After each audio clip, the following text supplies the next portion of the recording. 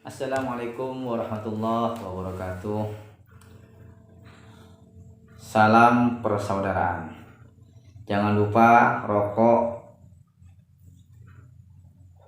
dan kopi dulu, dulur. Oh ya, minumnya juga jangan lupa air santri. Di sini nanti saya akan menjelaskan tentang mori atau dikatakan dengan kain kafan yang dimiliki oleh warga persaudaraan Setia Hati Ternate menurut pandangan Islam nantinya itu seperti apa. Nanti akan saya jelaskan. Terima kasih banyak. Jangan lupa subscribe, like, dan komennya. Dan jangan lupa tekan tombol loncengnya. Oke, terima kasih. Silakan, selamat menyaksikan. Assalamualaikum warahmatullahi wabarakatuh. Alhamdulillah, hamdan syukron lillah, salatan wa salaman ala rasulillah. Hadratul muhtaramin, sesepuh warga persaudaraan Setia Hati Ternate, saudaraku, saudara warga persaudaraan Setia Hati Ternate yang saya hormati, dan saudaraku seiman, seakidah, senusa, sebangsa, dan sedunia yang saya hormati. Alhamdulillah, pada kali ini saya akan menjelaskan tentang mori. Tentang mori yang dimiliki oleh warga persaudaraan Setia Hati Ternate. Saya akan jelaskan menurut pandangan Islam, karena kemarin-kemarin sempat dijawab, sempat ada pertanyaan dari sebuah masyarakat kepada Ustadz Miranda, yang mana jawaban ini sangat salah dan keliru.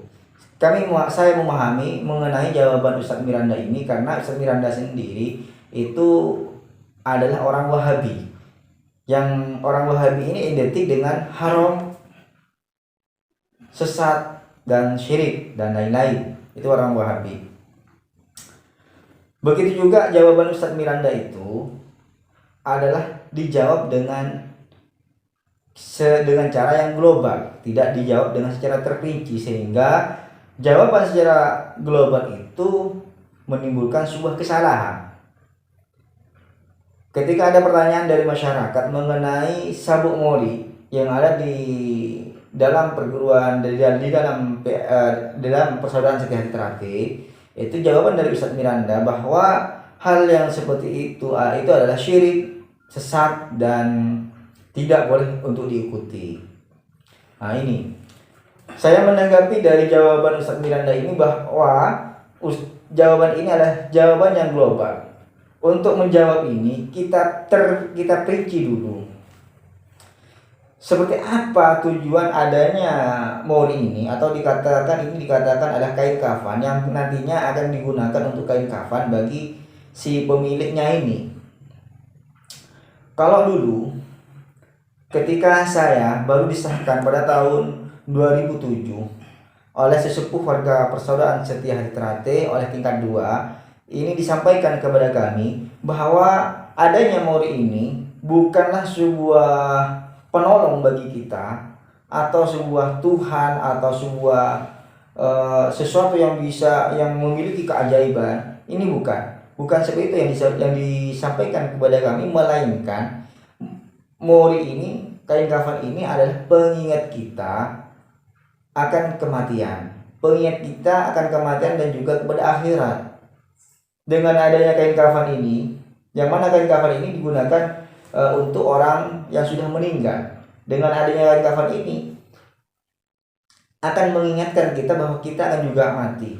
Dengan kita mengingat akan kematian, maka bagi yang Islam maka akan bertambah takwa kepada Allah, tambah takut kepada Allah. Kalau orang itu tambah takut kepada Allah, tambah takwa kepada Allah, maka dia akan memperbanyak ibadahnya, memperbanyak ingat kepada Allah, memperbanyak zikirannya, memperbanyak ibadah yang untuk dipersiapkan dirinya di kehidupan akhirat nanti.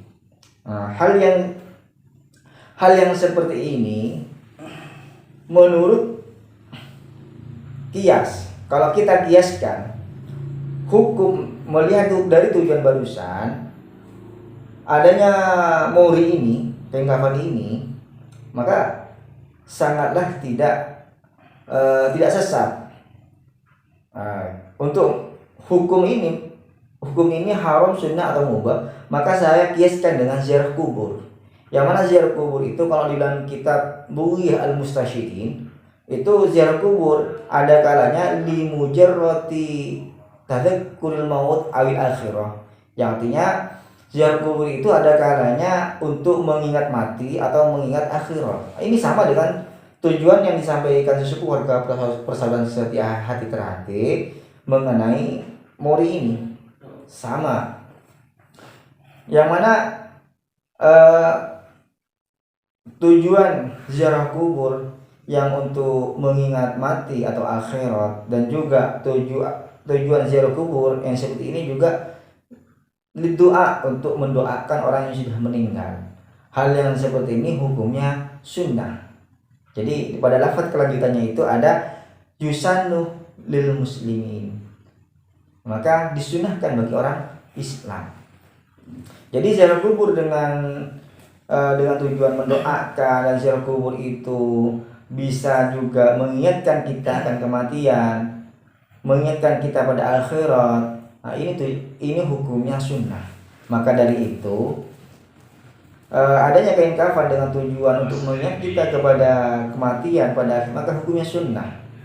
Ini namanya kias atau ilhaq, mengkiaskan sebuah hukum, menyamakan sebuah hukum disebabkan ada ilat yang sama. Apa ilatnya? Yaitu untuk mengingat kita pada kematian atau akhirat.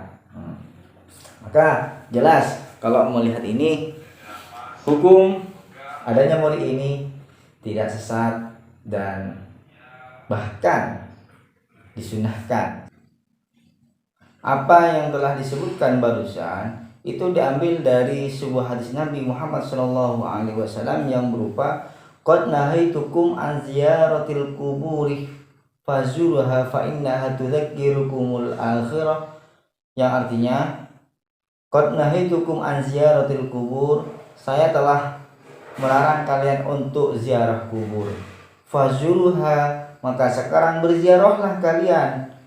Fa innaha tudzakkirukumul akhirah, karena sesungguhnya ziarah kubur itu akan mengingatkan kalian kepada akhirat. Dalam hadis yang lain disebutkan fa innaha tudzakkirukumul maut, yang artinya karena sesungguhnya ziarah kubur itu akan mengingatkan kalian pada kematian. Ini apa alasan ziarah kubur yang disampaikan oleh beliau Nabi Muhammad SAW. Ini sama dengan yang telah disampaikan oleh sepuh 32 warga persaudaraan setia hati terhati mengenai sabuk mori. Sabuk mori itu jangan dibuat sebuah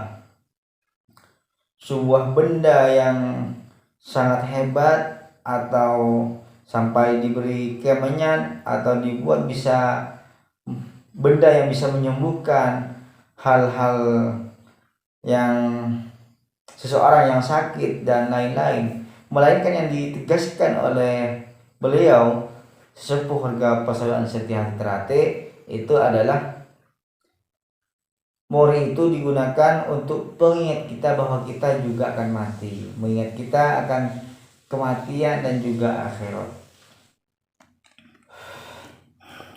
Ada lagi yang tidak kalah lebih penting dari apa yang saya sampaikan barusan mengenai sabuk mori ini.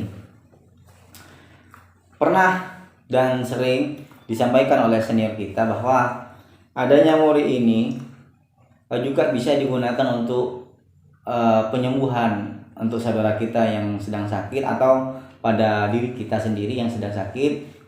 Mori ini bisa juga digunakan. Hal ini agar tidak salah dalam keyakinan kita mengenai mori, maka perlu diperhatikan bahwa yang menyembuhkan ketika mori ini digunakan untuk saudara kita yang sakit atau tetangga kita yang sakit, maka jangan berkeyakinan bahwa mori inilah yang menyembuhkan tetangga kita yang sakit itu. Akan tetapi hanya Allah lah yang bisa menyembuhkan. Adanya mori ini kita samakan dengan obat. Obat itu ada kalanya menyembuhkan, ada kalanya juga tidak menyembuhkan. Karena yang menyembuhkan tiada lain melainkan Allah Subhanahu wa taala. Begitu juga mori ini. Mori ini kita jangan berkeyakinan bahwa ini yang bisa menyembuhkan. Kalau kita berkeyakinan bahwa mori ini yang bisa menyembuhkan, maka hukumnya haram, yaitu kita syirik karena telah menduakan Allah Ta'ala, menduakan Allah Ta'ala dengan mori ini. Karena yang bisa menyembuhkan hanyalah Allah Ta'ala, tidak yang lain. Mori ini anggaplah sebuah obat, mengobati, perantara untuk mengobati orang yang sakit itu dengan mori ini. Yang menyembuhkan yaitu adalah Allah Ta'ala. Contoh, kita bismillahirrahmanirrahim, mori ini misalkan kita dipegang atau mungkin dipakai oleh yang bersangkutan yang sakit tadi, ya minta kepada Allah Ta'ala, ya Allah berilah kesembuhan untuk saudaraku ini, Al-Fatihah atau bagaimana, itu tidak masalah, asalkan jangan berkeyakinan bahwa mori inilah yang menyembuhkan. Kalau kita berkeyakinan mori ini yang bisa menyembuhkan, maka hukumnya haram dan syirik. Maka saya ulangi lagi bahwa mori ini sama halnya dengan obat. Obat itu bisa menyembuhkan, bisa tidak. Karena yang menyembuhkan itu tidak lain melainkan Allah Subhanahu wa taala. Begitu juga mori ini. Begitu juga mori ini ketika digunakan untuk orang sakit, yang menyembuhkan bukan mori ini. Mori ini tidak ada apa-apanya, tapi yang menyembuhkan adalah Allah Subhanahu wa taala. Ya, ini perlu diperhatikan agar kita tidak salah dalam berkeyakinan. Mungkin hanya ini dulu dari saya, kurang lebihnya saya minta maaf. Sebelumnya salam persaudaraan. Assalamualaikum warahmatullahi wabarakatuh.